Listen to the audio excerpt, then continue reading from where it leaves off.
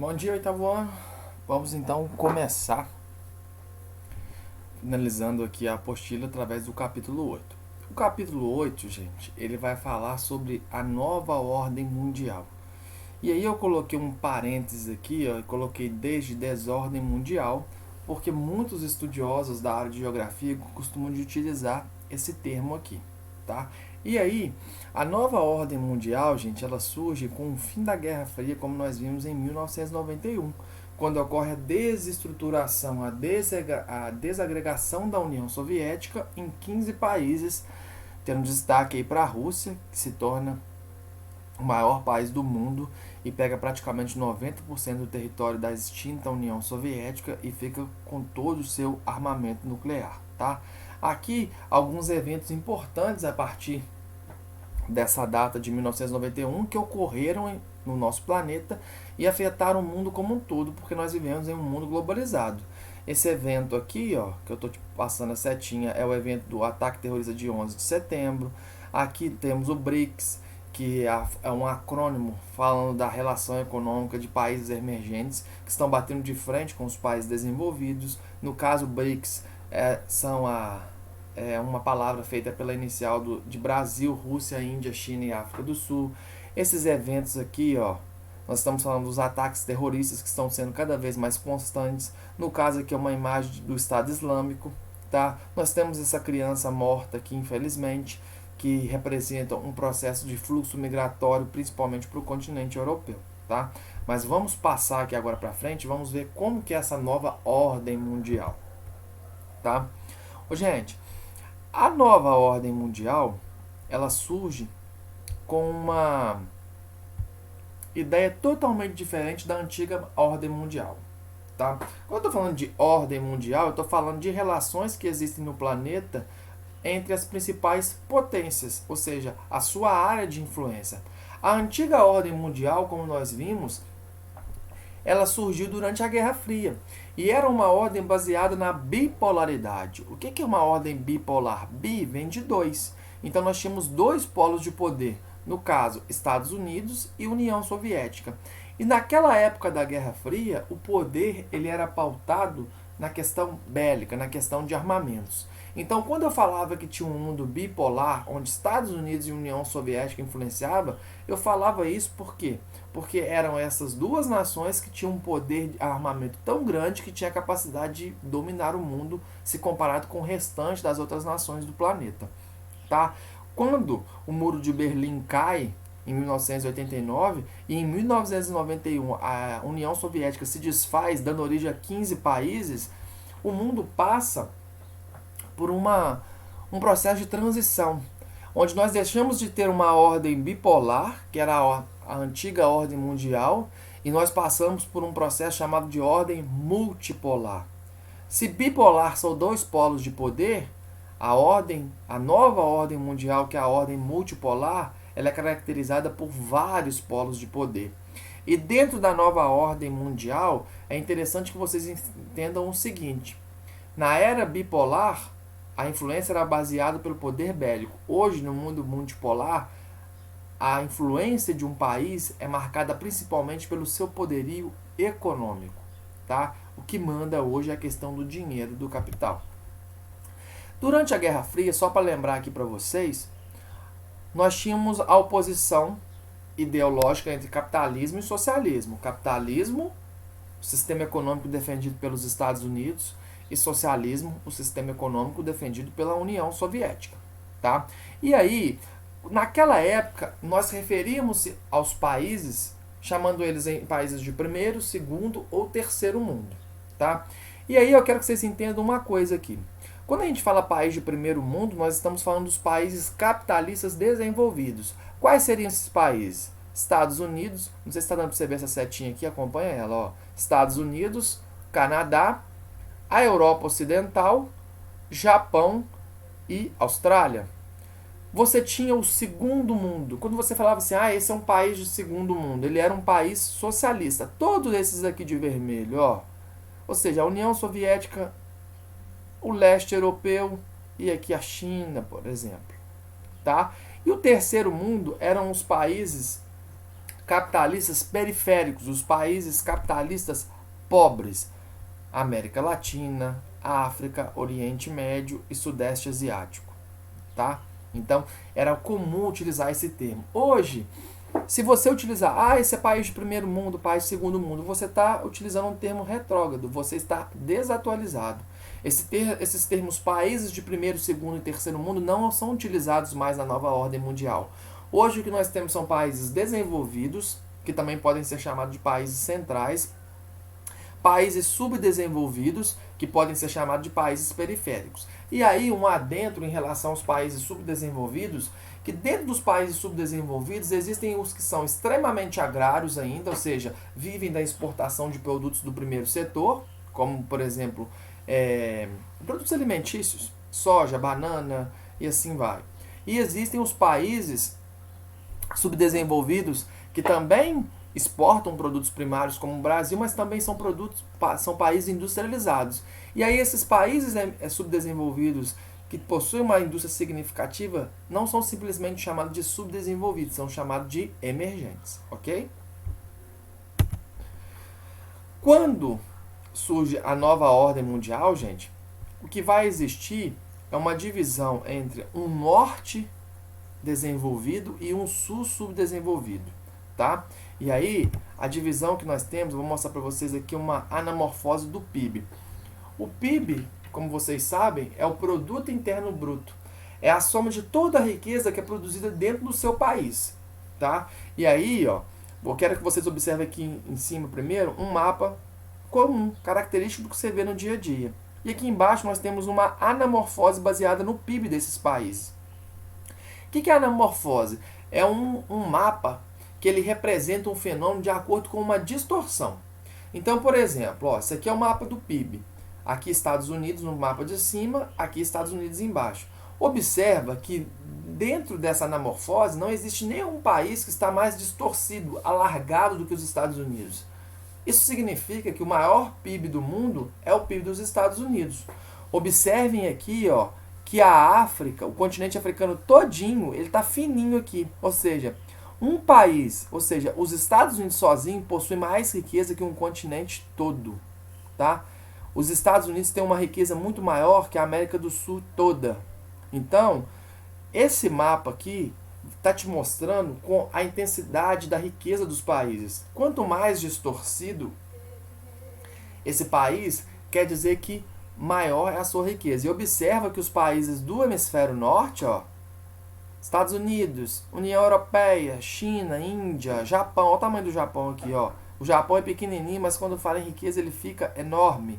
Ou seja, os países do norte possuem muito mais riqueza que os países do sul. O Brasil, ele está até bem destacado aqui. Gente, o Brasil é um país rico, só que o Brasil não é um país desenvolvido. Por quê? Porque para ser desenvolvido não é simplesmente ter dinheiro. É além da questão da riqueza, você também tem uma questão social muito bem resolvida. Ou seja, o índice de desigualdade social tem que ser baixo. E o Brasil é um país rico, atualmente ocupa a 9ª posição no ranking do PIB mundial. A nossa tendência é cair mais, principalmente esse ano com a questão da pandemia. No entanto, nós temos dinheiro, mas nós somos o segundo país mais desigual do planeta, tá? Perdendo apenas para os Emirados Árabes. Então, assim, não tem como nosso país ser desenvolvido. Nós somos ricos, mas nós somos subdesenvolvidos. No caso, somos emergentes, porque somos industrializados. E aí, gente, eu quero que você observe quando a gente fala norte desenvolvido e sul subdesenvolvido, não é em relação à linha do Equador. A linha do Equador ela estaria aqui, ó. Nessa linha onde está passando o cursor do mouse, ó.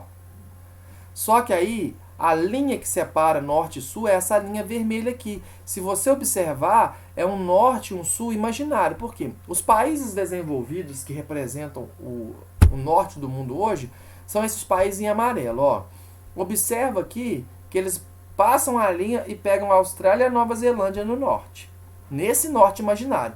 No entanto, se eu pegar a linha do Equador, a gente sabe que a Austrália e a Nova Zelândia estão no hemisfério sul, tá? E, por exemplo, o México, China, Índia, eles são países que estão no hemisfério norte geográfico do planeta. No entanto, nessa divisão aqui, eles estão no hemisfério sul subdesenvolvido. Essa é uma divisão que a gente utiliza muito atualmente, mas que recebe várias críticas. Por exemplo, a Rússia, ela está aqui no norte desenvolvido. No entanto, a Rússia e países aqui do leste europeu, que é a Europa mais pobre, possuem características semelhantes a países como Brasil, em alguns aspectos. Então, se a Rússia está aqui no norte desenvolvido, se eu for analisar a situação da Rússia, obviamente que a Rússia tem uma desigualdade social menor que a do Brasil. Mas se eu for comparar a Rússia, era para a Rússia então estar aqui no sul desenvolvido, tá? Mas quando você vai fazer um vestibular, alguma coisa, você leva em consideração que nessa divisão a Rússia está no norte desenvolvido, mesmo a Rússia não sendo desenvolvida. A Rússia hoje é um país emergente, ok? Tá? Mas então hoje, gente, a influência mundial é baseada no poder econômico, não mais no poder bélico como na antiga Guerra Fria. Por que os países do norte dominam? Por que eles influenciam muito mais o mundo do que os países do sul? Nós vamos ver aqui. Primeira coisa, ó, os países do norte, eles não possuem muitos recursos minerais. Eles dependem da importação de matéria-prima dos países do sul, que são os subdesenvolvidos. No entanto, eles são altamente industrializados. Enquanto os países do sul, como no caso do Brasil, ofertam matéria-prima e produtos industrializados de baixo valor agregado quer dizer que são produtos industrializados que não dão muito lucro. Os países desenvolvidos, eles mandam para a gente compra deles produtos com muita tecnologia de ponta, coisa que nós não temos aqui. E esses países subdesenvolvidos, eles não possuem uma tecnologia tão elevada como os países desenvolvidos, porque eles não investem na educação. Se eu não invisto em educação, como que eu vou investir em ciência e tecnologia? Não tem jeito, né? Então, ó, as multinacionais, tá vendo essas empresas que eu estou marcando aqui? Coca, Gillette, Honda, Nike, Nokia, são tudo empresas de países desenvolvidos. Então eles têm uma influência muito grande no planeta.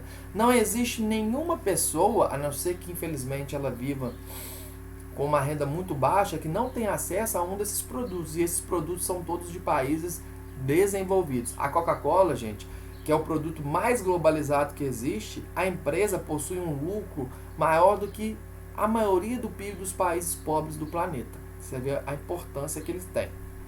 Ok? Eles fazem parte, tem um grupo de países chamado G7, que é o grupo dos países mais industrializados e desenvolvidos do planeta. O G7 ele é composto pelo Canadá, Estados Unidos, França, Reino Unido, Itália, Alemanha e Japão. Esses 7 países eles comandam o planeta, tá? São 7 países que influenciam o planeta com muita intensidade, tá? E dentro desses países é que ficam órgãos internacionais, principalmente relacionados à questão financeira, que é o FMI, que é o Fundo Monetário Internacional, que empresta dinheiro para os países quando passa por uma crise. Você tem o BID, que também é chamado de Banco Mundial. BID significa Banco Internacional de Reconstrução e Desenvolvimento, que empresta dinheiro quando o país precisa de uma obra de infraestrutura ou precisa investir em educação. Você tem a OMC, que é a Organização Mundial do Comércio, você tem a sede da ONU. Então esses países que eu citei para vocês, eles influenciam muito o nosso planeta, justamente porque esses órgãos internacionais que fazem o controle nos mais diversos aspectos da economia do planeta, eles estão nesses países, tá? E aí, gente, ó, você tem aqui a área de influência do planeta. Quanto maior o círculo, quer dizer que maior é essa área de influência. Então, observe que a União Europeia, ó, é uma área gigante. E você tem aqui os Estados Unidos, você tem aqui uma parte da Ásia, você tem o Japão, ok? E aí, gente, vou passar aqui. Existe um processo chamado Divisão Internacional do Trabalho. A Divisão Internacional do Trabalho como o próprio nome diz, é uma divisão, é uma segregação que existe entre os países baseado no que eles oferecem no mercado internacional, no comércio mundial. E nós temos 3 divisões internacionais do trabalho. Elas ocorreram em épocas diferentes. No período da colonização, lá no século XIV, século XV, surge esse termo Divisão Internacional do Trabalho. E aí nós tínhamos uma divisão onde nós tínhamos as colônias e as metrópoles. Se você observar aqui, ó, as colônias, como no caso o Brasil, que era colonizado na época, ela oferecia para as metrópoles o quê? Os metais preciosos, as especiarias, ou seja, a matéria-prima.